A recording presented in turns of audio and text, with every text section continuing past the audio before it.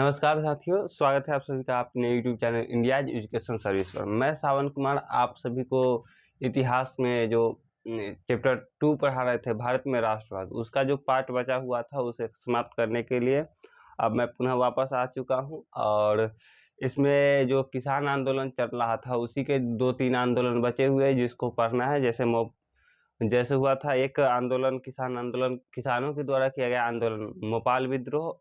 और एक और आंदोलन है जैसे कि बारदोली सत्याग्रह और किसान सभा का गठन लास्ट में देखेंगे। तो आज हमें जानना है मोपाल विद्रोह के बारे में। तो मोपाल विद्रोह सबसे पहले तो यह 1921 में हुआ था।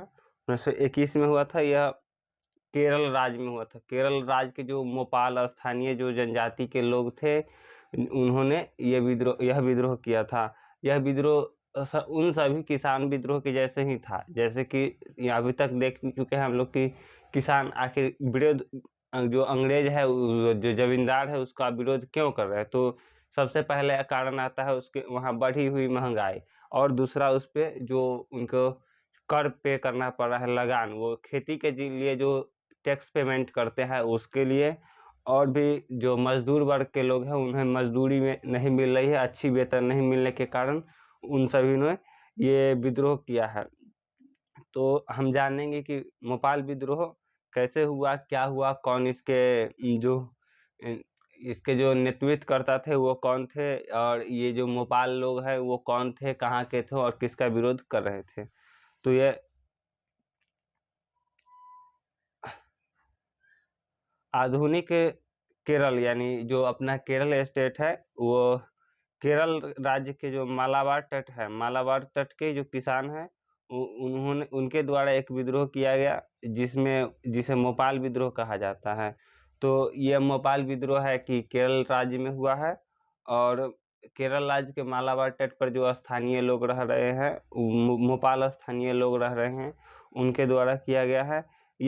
ये जो मोपाल स्थानीय लोग थे वे पट्टेदार और खेतीहर थे। मतलब ये जो अभी के समय में चल रहा है कि पैसे दे करके साल भर, 1 साल के लिए, 2 साल के लिए जो खेत ले रहे हैं वो है। और खेतीहर मतलब मजदूर थे जो दूसरे के खेतों में काम किया करते थे। ये मोपाल स्थानीय जो मालाबार तट के जो मोपाल थे वो स्थानीय लोग जो थे वो पट्टेदार थे और खेतीहर थे, मतलब किसान ही थे। वो खेतों में काम करने वाले थे जो इस्लाम धर्म के अनुयायी थे वो। जबकि जो वहाँ के स्थानीय जो क्या है, ये नंबूदारी और नायक भूस्वामी, जो वहाँ के जो जमींदार थे वो, और भूस्वामी जो थे वह उच्च स्तरीय जाति के हिंदू थे। और जैसे कि यहाँ देखिए कि आप जो काम करने वाले लोग हैं वो मुस्लिम जाति के हैं, और जो काम करवाने वाले लोग हैं यानी जो भूस्वामी है और जो जमींदार है वो बड़े जाति के हैं, हिंदू हैं। और इस प्रकार से यहाँ जो विद्रोह होगा वो अब सभी जानते हैं कि जब दो धर्म में एक विद्रोह हुआ है तो इसे सांप्रदायिक विद्रोह माना जाएगा इसे। और जो ये भूस्वामी जो है उनको सभी भूस्वामी के तरह ही इनको जो सरकारी संरक्षण मिलता है, जो इनको सरकार के द्वारा जो दिया जा रहा था, जो सिक्योरिटी दिया जा रहा था, जो ये अंग्रेज सरकार के द्वारा था, उनके द्वारा जो दिया जा रहा है, पुलिस की सुरक्षा और न्यायालय से भी संरक्षण किया जाता था। क्योंकि जो ये बड़े लोग जो थे पहले उनको कोर्ट में आने की आवश्यकता नहीं होती थी, इसीलिए ये सभी जो थे, जो जमींदार थे वो निरंकुश हो जाते थे। और 19वीं शताब्दी में जो मोपाल किसान थे उनका जो असंतोष था वो बहुत बड़ा हो गया, क्योंकि उन पे जो लगान का बोझ पड़ रहा है लगातार, इसके कारण से वे सभी हमेशा दुखी रह रहे हैं, जिससे उन्होंने अपनी जो जितनी भी खेती करने की जो काम है वो अपना छोड़ करके और जमींदारों का विद्रोह करने में लग गए हैं। इससे उत्पन्न असंतोष ने किसानों को और जमींदारों के बीच में जो संघर्ष की स्थिति पैदा की है। तो सभी जानते हैं कि जब लगान का अधिक देना पड़ रहा है तो किसान विद्रोह करेंगे ही। दुर्भाग्यवश यह हिंसा सांप्रदायिक हिंसा में परिवर्तित हो गई है। तो सन 1921 में एक नई स्थिति उत्पन्न हुई जब कांग्रेस ने किसानों के हित में भूमि और राजस्व सुधार की मांग की और खिलाफत आंदोलन को समर्थन दे दिया है।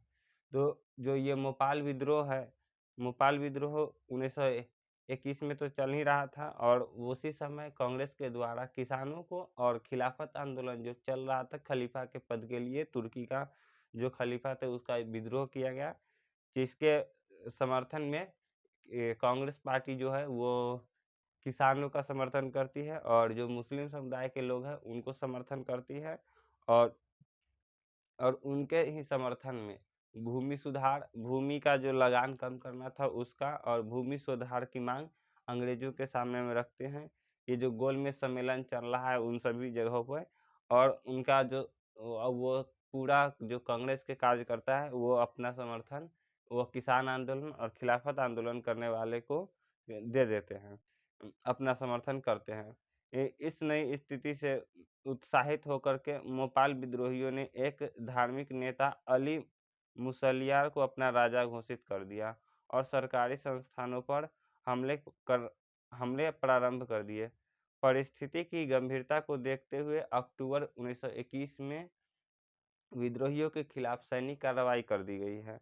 तो जैसे कि वहाँ के जो एक सभी लोग जो अपना अपना विद्रोह कर रहे थे, तो जो ये भोपाल विद्रोही के लोग जो है, जो स्थानीय लोग हैं राजस्थान केरल के, वो सभी अपना एक नेता चुनते हैं, क्योंकि जो भी आंदोलन किया जाता है उसका एक मेन लीडर होता है। तो मेन लीडर यानी वहाँ का जो सबसे अच्छे व्यक्ति रहे होंगे जो अली मुसलियार थे, उन्हें अपना राजा घोषित करती है जो सभा थी और उनके ही नेतृत्व में सरकार की जो संस्थान थी, जो पोस्ट ऑफिस होंगे, थाने होंगे और जो कोर्ट वगैरह होंगे, वहाँ पे जा करके उन्होंने हमला कर दिया और वहाँ की सारी संपत्ति जो होगी वो लूट लिए। और इस परिस्थिति को जब ये जो भोपाल विद्रोहियों जो थे उनके द्वारा जो किया जाने लगा हिंसक कार्य, उससे ये जो अंग्रेज सरकार थे तिल मिला करके 1921 को विद्रोहियों के खिलाफ सैनिक कार्रवाई करते हैं और गोली मार देने की आदेश देते हैं, जिसमें कुल मिलाकर के 10,000 भोपाल विद्रोही मारे जाते हैं और 50,000 के करीब लगभग वो सभी बंदी बनाए जाते हैं। यानी बहुत जो भोपाल विद्रोह हुआ वो काफ़ी हिंसक हुआ, क्योंकि इसमें 10,000 लोगों को मार दिया गया और 50,000 से अधिक लोगों को बंदी बना करके रख लिया गया है और इस प्रकार से इस भोपाल विद्रोह को कुचल दिया गया है। तो ये भोपाल विद्रोह तो सफल नहीं हुआ, मगर इसी के बाद कुछ सालों बाद वल्लभ भाई पटेल, जो सरदार वल्लभ भाई पटेल थे, उनके द्वारा बारदोली सत्याग्रह किया गया, जिसमें वल्लभ भाई पटेल को सरदार की उपाधि दिया गया है। तो उसी के बारे में अब यह दूसरा आंदोलन है। फरवरी 1928 में ये जो भोपाल विद्रोह हुआ है उसी के तर्ज पे गुजरात के सूरत जिले के बारदोली में ताल्लुक में भी लगान वृद्धि के खिलाफ किसानों में असंतोष की भावना जागृत हुई। सरकार के द्वारा गठित बारदोली जांच आयोग की सिफारिश से भी किसान असंतुष्ट रहे और उन्होंने सरकार के निर्णय के विरुद्ध आंदोलन छेड़ा। इसे वल्लभ भाई पटेल को निर्णायक भूमिका रही। इस अवसर पर सरदार भी कहलाए गए। इन्होंने किसानों की समस्या के प्रति बुद्धिजीवियों को जागृत किया और महिलाओं को भी इस भागीदारी का अवसर प्रदान किया। तो ये जो सरदार वल्लभ भाई पटेल है, उन्होंने अपने यहाँ के जो अच्छे लोग हैं, जैसे जो समझदार लोग हैं, जो राजनीतिक में एक्टिव है, उन्हें अपने साथ जोड़ते हैं और कहते हैं कि किसानों का जो लगान बेसी कर दिया गया है और एक जांच कमेटी बनाई गई थी, बारदोली जांच कमेटी, अंग्रेजी सरकार के द्वारा, जिसकी जो रिपोर्ट थी वह भी उससे भी किसान संतुष्ट नहीं थे और उन पे जो बारदोली के जो लोग थे उन पे कर बढ़ाया गया। लगान बढ़ाने के कारण उन्होंने वो लगान जमींदार के जो विरोध करना शुरू कर दिया है। इसी प्रकार से बारदोली सत्याग्रह शुरू होता है और तो इसके जो नेतृत्व करता थे वो वल्लभ भाई पटेल थे, क्योंकि उन्होंने ही सभी बुद्धिजीवी व्यक्ति यानी राजनीतिक कार्यकर्ता को एक एकत्रित किया है, और किसानों को अपने साथ जोड़ करके, किसान और महिला भी थी इसमें इसमें भी, ये जो आंदोलन चल रहा है किसानों के द्वारा, इसमें महिला ने भी भाग ली थी, जिससे ये आंदोलन सफल होगा, क्योंकि इसमें जो राजनीतिक कार्यकर्ता है वो है, और किसान वर्ग के लोग भी हैं, महिला भी हैं, मजदूर वर्ग के लोग भी होंगे। और ये जो जब सफल हो गया ये सत्याग्रह, इसी के कारण इन्हें, जो वल्लभ भाई पटेल है, उन्हें सरदार की उपाधि दे दिया गया। तो ये जो सरदार वल्लभ भाई पटेल थे, उनका समर्थन जब मिल गया है, तो बम्बई में रेलवे हड़ताल किया गया, और के.एम. मुंशी एवं लालजी नारंगी ने आंदोलन के समर्थन में बम्बई विधान परिषद की सदस्यता से भी त्याग दे दिया। फलस्वरूप सरकार को ब्लूमफील्ड और मैक्सवेल के नेतृत्व में नई जांच समिति का गठन करना पड़ा, जिसमें इस वृद्धि को अनुचित माना गया और लगान की दर सरकार ने कम कर दी। इस प्रकार यह आंदोलन ढंग से सफल हुआ। तो जैसे जो सरदार वल्लभ भाई पटेल हैं, उन्होंने अपना जो समर्थन दिया है, और जो राजनीतिक कार्यकर्ता थे उसमें से दो राजनीतिक कार्यकर्ता कौन, एक है के.एम. मुंशी और लालजी नारंगी, जो वहाँ की जो नई बम्बई के जो विधान परिषद है, विधान परिषद उसकी जो सदस्यता थी वो उससे त्याग पत्र दे देते हैं, जिसके कारण अंग्रेजी सरकार सोच रही है, विवश हो गई सोचने पे कि यहाँ के जो किसान आंदोलन कर रहे हैं वो पुनः बड़ा आंदोलन न हो जाए, क्योंकि इसमें बहुत सारे राजनीतिक कार्यकर्ता हैं, उन्हें तो कुछ नहीं किया जा सकता, जिसके कारण से उन्होंने जल्द ही एक नई कमेटी का गठन किया, जिसमें दो लोगों का नाम है, जो ब्लूमफील्ड है और मैक्सवेल। इनकी जो नेतृत्व में एक जांच कमेटी बनाई गई है, जिससे जो ये कमेटी बनी है उसमें ये जो लगान वृद्धि की गई है बारदोली के आंदोलनों, बारदोली के किसानों पर, उन्हें अनुचित बताया है, जिससे इस सरकार ने, जो अंग्रेजी सरकार है, उन्हें उसे पुनः वापस कर लेती है। तो इस प्रकार से यह बारदोली जो सत्याग्रह है वो सफल होता है। और अब पढ़ना है हमें किसान सभा का गठन। तो किसान सभा का गठन कैसे हुआ और कौन कौन थे, इसके बारे में इसमें पढ़ना है। तो इन प्रारंभिक आंदोलनों ने किसानों को अपने अधिकारों के प्रति जागृत किया और उन्हें अपनी शक्ति का भी आभास कराया। अतः 1920 के दशक में बिहार, बंगाल, उत्तर प्रदेश और पंजाब के किसान सभा का गठन हुआ। बिहार में 1922-23 में मुंगेर में शाह मोहम्मद जुबैर के नेतृत्व में किसान सभा का गठन हुआ, किंतु इसे अधिक व्यापक और शक्तिशाली आधार पर 1928 में प्राप्त हुआ, जब स्वामी सच्चिदानंद सरस्वती ने बिहटा और पुनः 1929 में सोनपुर में किसान सभा का विधिवत स्थापना की।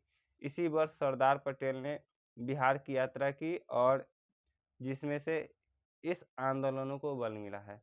तो जो किसान सभा का गठन हुआ, तो ये सभी जो सभाएं थी वह बिहार, बंगाल, उत्तर प्रदेश और पंजाब के किसानों के द्वारा किया गया था। मेनली ये जो है कि उत्तर भारत के जो लोग थे, जो किसान थे, उन्होंने अपने अपने सभा का गठन किया है। किसानों की जो सभा होती है वो सभा का गठन किया है, अपनी लोकल कमेटी, अपने स्थानीय कमेटी बनाए है, जिसमें से एक ये शाह मोहम्मद जुबैर जो है बिहार के हैं, और इन्होंने सबसे पहले बिहटा नहीं इन्होंने ही सबसे पहले ये किसान सभा का गठन करने की बात की है। और इन्होंने जब किया तब कम लोग थे, लेकिन इसको जब 1928 आया, जैसे जैसे समय बढ़ते गया है, तो इसमें जो लोग हैं वो जुड़ते गए हैं, और जिससे यह सभा शक्तिशाली हो गई है। और 1928 में यह सबसे बड़ी बन जाती है सभा, क्योंकि इसमें जब स्वामी सच्चिदानंद सरस्वती जो है वह बिहार के बिहटा और बिहार के ही एक जगह जो 1929 में स्थापना किया गया था, सोनपुर में भी एक किसान सभा का गठन हुआ है, और 1928 में भी बिहटा में एक किसान सभा का गठन हुआ है। इसी वर्ष सरदार पटेल जो है जो बारदोली सत्याग्रह किया है, उसके बाद उन्होंने बिहार की यात्रा की है, जिससे इन सभी जो ये जो सभा चल बने हैं किसान सभा, उनका एकत्र उन सभी कार्यकर्ताओं को एकत्र होने से इस जो किसान सभा का जो गठन हुआ उसकी जो मनोकांक्षा थी वो पूर्ण रूप से अच्छे परिणाम लाने के तैयार थी। अधिक बल मिला है और सभी लोग एकजुट हो गए, जिससे किसान सभा का विधिवत स्थापना हुआ। अब एक बहुत बड़े किसान सभा का आयोजन किया गया है, जिसमें सरदार वल्लभ भाई पटेल की यात्रा की है हुआ है और इन्होंने बिहार में यात्रा की है, जिस जिससे इस आंदोलनों को बल मिला है। 11 अप्रैल 1936 को लखनऊ में अखिल भारतीय किसान सभा का गठन हुआ। तो जैसे जैसे जो छोटे छोटे किसान सभा थे उन्होंने उनको सरदार वल्लभ भाई पटेल के द्वारा एकत्र किया गया, उन सभी को एक जगह लाया गया और अंतिम बार में 11 अप्रैल 1936 में को लखनऊ में अखिल भारतीय किसान सभा का गठन किया गया। ये जो सभी छोटे छोटे किसान सभा थे उन्हें एकजुट किया गया और लास्ट में अखिल भारतीय पूरे पूरे भारत के किसानों को, इसमें लगभग उत्तर भारत के ही किसान होंगे, अखिल भारतीय किसान सभा का गठन किया गया। तो यह 11 अप्रैल 1936 को लखनऊ में हुआ है। उसी समय बिहार में बर्खास्त आंदोलन आरंभ हो जाता है, जो सच्चिदानंद सरस्वती द्वारा हुआ था, जिसे कांग्रेस के द्वारा 1937 के अधिवेशन में प्रमुख रूप से स्वीकार कर लिया गया था और इसके साथ किसान की समस्याएं राष्ट्रीय आंदोलन का मुख्य धारा में समाहित हो गई थी। तो 11 अप्रैल 1936 को न बल्कि जब अखिल भारतीय जो किसान सभा का गठन हुआ, उसी सभा में जो एक जो वकास आंदोलन विद्रोह करने का जो बात हुआ है वो सच्चिदानंद सरस्वती के द्वारा रखा गया और इसे पास कर दिया गया है, क्योंकि कि यह आंदोलन किया जाएगा और जिसका 1937 में आरंभ हो जाता है। यह आंदोलन शुरू हो जाता है, जिसे यह जो यहाँ के जो किसान हैं उन्हें राष्ट्रीय आंदोलन जो महात्मा गांधी के द्वारा जो चलाया जा रहा आंदोलन था, उन सभी में ये सभी मिल जाते हैं। सभी किसान जो थे महात्मा गांधी के साथ चले जाते हैं। और इस आंदोलन के बाद एक और आंदोलन है जो मजदूर आंदोलन है। यह हुआ सबसे पहले आंदोलन है जो चंपारण आंदोलन हुआ था, उसी के साथ हुआ। यह गुजरात में हुआ था, क्योंकि पूरा यूरोप में औद्योगिकीकरण चल रहा है। मार्क्सवादी विचार चलने के कारण जो अन्य देश पर जो पड़ा प्रभाव है, जहाँ के पूरे जो यूरोप है उसमें औद्योगिक क्रांति की लहर आ चुकी है, उसी लहर के कारण भारत में भी थोड़ी सी औद्योगिक क्रांति आई है, जिसके साथ मजदूर अपने फैक्ट्री में जाकर के काम तो कर रहे हैं, लेकिन उन्हें एक प्लेग नामक बीमारी के कारण जो मजदूरी दिया जा रहा था उन्हें वृद्धि कर दिया गया था मिल मालिकों के द्वारा। और फिर जब ये प्लेग बीमारी खत्म हो जाता है तो इसे वापस कर लिया जाता है, जिसका विरोध मजदूर करते हैं। तो यूरोप में औद्योगिकीकरण और मार्क्सवादी विचार के विकास का प्रभाव अन्य देशों पर भी पड़ा है और भारत में भी औद्योगिक प्रगति के साथ साथ मजदूर वर्ग में भी चेतना जागृत हुई। 20वीं शताब्दी के आरंभ वर्षों में सुब्रह्म और अभयचर ने मजदूरों का एक यूनियन की गठन करने की बात की है और दूसरी ओर स्वदेशी आंदोलन का प्रभाव मजदूरों पर पड़ा है। 1917 में अहमदाबाद में प्लेग महामारी के कारण मजदूरों को शहर छोड़कर जा रहे थे, जिनको रोकने के लिए मालिकों ने उनके वेतन में वृद्धि की, जो महामारी खत्म होने के बाद समाप्त कर दी गई थी। इसे मजदूर असंतुष्ट थे, क्योंकि प्रथम विश्व युद्ध और उससे उत्पन्न जो महंगाई थी, उनके कारण जो बोनस में कटौती हुई उनके लिए कष्टदायक थी। गांधी जी ने मजदूरों की मांग का समर्थन किया और मिल मालिक के साथ मध्यस्थ का प्रयास किया, अतः उन्हीं के सुझाव पर बोनस बहाल किया गया। इसकी दर जो थी 35% निर्धारित की गई।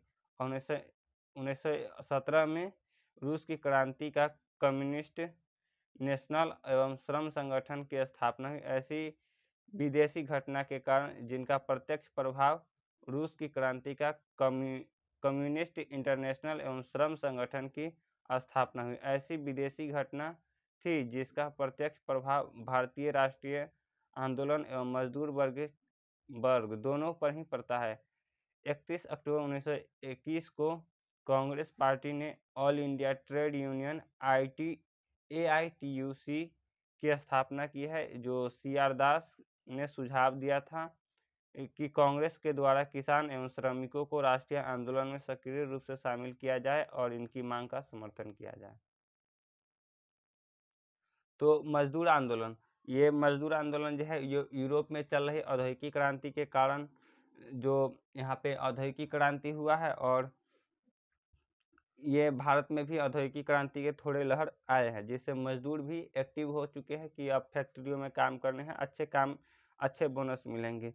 और यहाँ के जो एक सुब्रह्मण्यम अभयचर हैं, उन्होंने मजदूरों के गठन, एक यूनियन का गठन करने की बात की है। जैसे किसान सभा का गठन किया जा रहा है, वैसे ही मजदूरों ने 1917 में ही जो यूनियन सभा का गठन, मजदूरों का एक यूनियन बनाने की बात की है।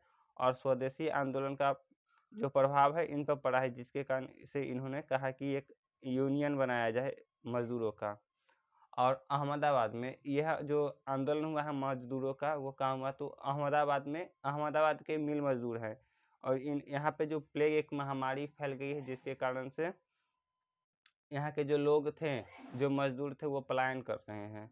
और इनके जो मालिक है, मिल के जो मालिक है, उन्होंने इन्हें रोकने के लिए इनका वेतन बढ़ा दिया है। और जब प्लेग की जो बीमारी थी वो ख़त्म हो जाती है, तो पुनः ये इनके वेतन कम कर देते हैं, जिससे जो मजदूर वर्ग थे वो असंतुष्ट थे, क्योंकि प्रथम विश्व युद्ध चलने के कारण महंगाई अपने चरम सीमा पर थी और मजदूरों को उतना बोनस नहीं मिल पाता था, जिसके कारण उन्होंने, जो मजदूर थे, उन्होंने हड़ताल कर दिया। तो इसी आंदोलन में महात्मा गांधी आते हैं। 1917 में चंपारण आंदोलन के बाद दूसरा जो आंदोलन करते हैं वह मिल मजदूरों का था, यही आंदोलन है। और वहाँ पे मिल मजदूर से बात करके मालिकों के बीच मध्यस्थ कराते हैं, और इनका जो बोनस है उन्हें 35% बढ़ा दिया गया है। 1917 की जो रूसी क्रांति हुई है कम्युनिस्ट वाला, वो और उनका जो श्रम संगठन की स्थापना किया गया है उसके बारे में है। उसका प्रभाव इन लोगों पे पड़ा है, जिससे इन्होंने एक मजदूरों का यूनियन बनाने की बात किया है, जो लास्ट में भारतीय राष्ट्रीय कांग्रेस के द्वारा ही 31 अक्टूबर 1920 को एक जो ऑल इंडिया जो ट्रेड यूनियन है उनकी स्थापना की गई है, इसका प्रस्ताव CR दास के द्वारा किया गया था। उन्होंने बताया था कि ये एक यूनियन बन जाने से और किसान सभा का जो गठन हुआ वो, और जो श्रमिक वर्ग हैं, ये सभी अगर मिल जाए तो राष्ट्रीय आंदोलन जो है उनमें उनको काफ़ी बल मिलेगा।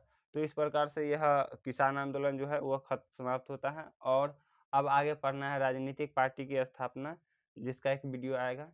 और तो धन्यवाद। जय हिंद, जय भारत।